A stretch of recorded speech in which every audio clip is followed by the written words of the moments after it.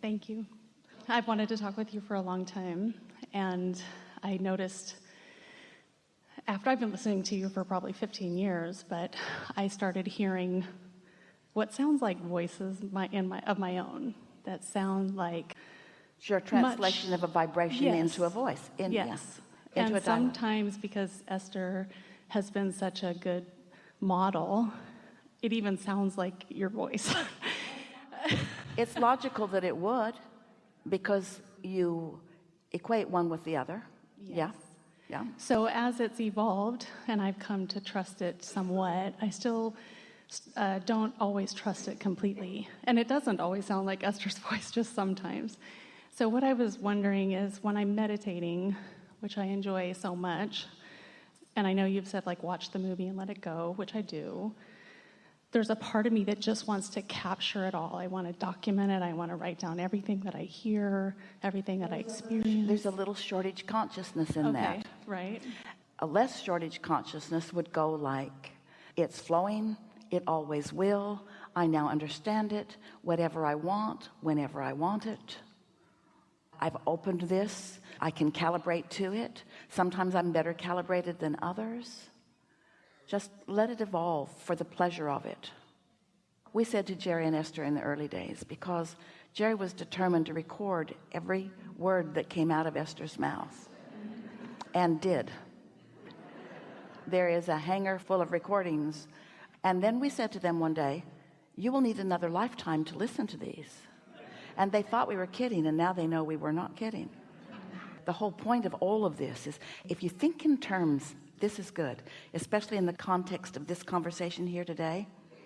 Every time you do that, think of it as an opportunity for calibration.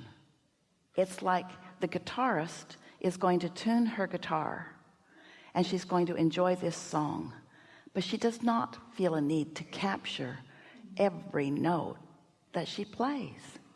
You see what we're getting at? It's a wonderful thing to enjoy every note that she plays. I think because I want to savor it again later, but you're right, that feels like shortage, like it's going to go away. But why savor something that's ongoing? That's like taking a drink of water and you're not talking, and someone says, why aren't you talking? You say, because I don't want to swallow this yet. Why not? Because if I swallow this, it'll be gone. And I want to savor it. I don't want to swallow this. Like there'll never be another drink of water. Yeah. The other part of clarification that I want, and there's part of me that doesn't want to even need it, but I want it, so what the hell, is there's this part of me that wants validation, and I feel it when I'm in the moment, that no validation is needed. That's what we were going to say to you. You've already found your validation by saying, I like it so much, I want to savor it, and I want to capture it forever because it feels so good.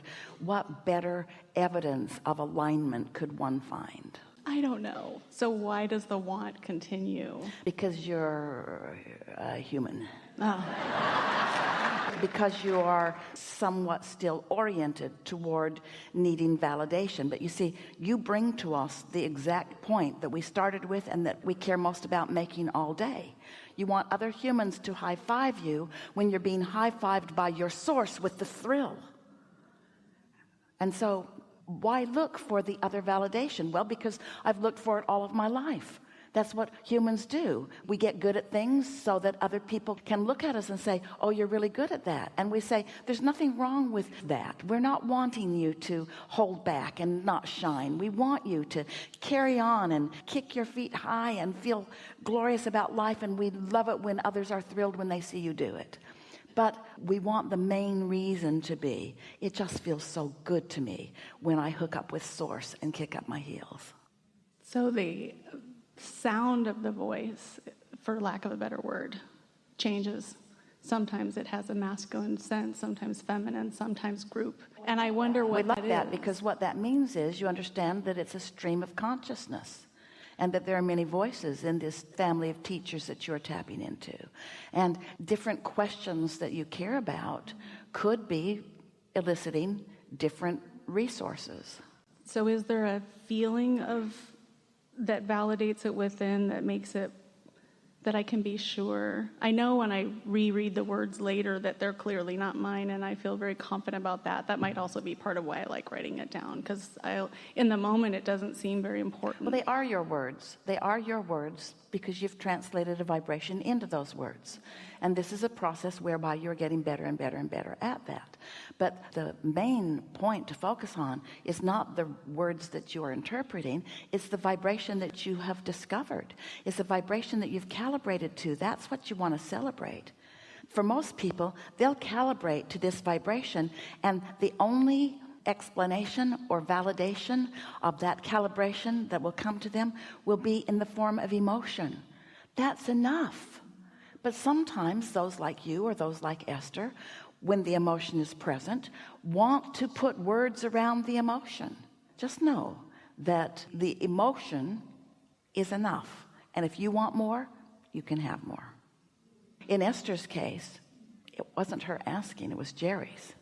Jerry knew that they had tapped in to something profoundly exciting to him, and it was the power of his desire that kept summoning it, because he and Esther were identical vibrations. They'd been calibrating to one another for many, many years. They were calibrated to one another before either one of them was born. That's what soulmates are. It's those of you who are of the same frequency, and you come forth intending to find one another again and renew your calibrations, you see. And so Esther had the advantage of him doing the summoning, which is leading us to the next important point, and that is, if you've got a question, the vibration of the question is different than the vibration of the answer. So if you're calibrated in very fine terms to your question, you're not going to hear the answer as well. That's why you want to put some distance between. Let life form the questions within you, and then sit with an inactive question, your inner being knowing what your questions are, and your inner being will flow answers to those questions. But if you sit to receive with your list of questions, you cannot be in the step 1 mode of asking and the step 3 mode of receiving at the same time. That might explain why sometimes the answer comes, and then I think, oh, that must be the question. Was the answer came before the Too much in your head about this. Okay. I do, I know. Gosh, how do I not do right. that? It's all right, because think about it. We don't want you to be hard on yourself about it. You're translating through that part of your brain. So of course that part of your brain is going to be sort of kind of active. We're just asking the same thing of you relative to this as we're asking of everybody relative to not needing physical approval. Look for your non-physical harmony. Calibrate to non-physical rather than to the physical. You're doing really well. Just have fun with it. There's nothing serious going on. You're not here to save the world. You don't need to write the last book that will ever be written. Unless it's fun to write a book, then write it. We want to find a way that you can hear us and know it when we say it, but of course that defies everything else that we've already said here this morning. It's not our job to make you get it. It's only our job to get it. So we get it, and if you want to get it, come and get it.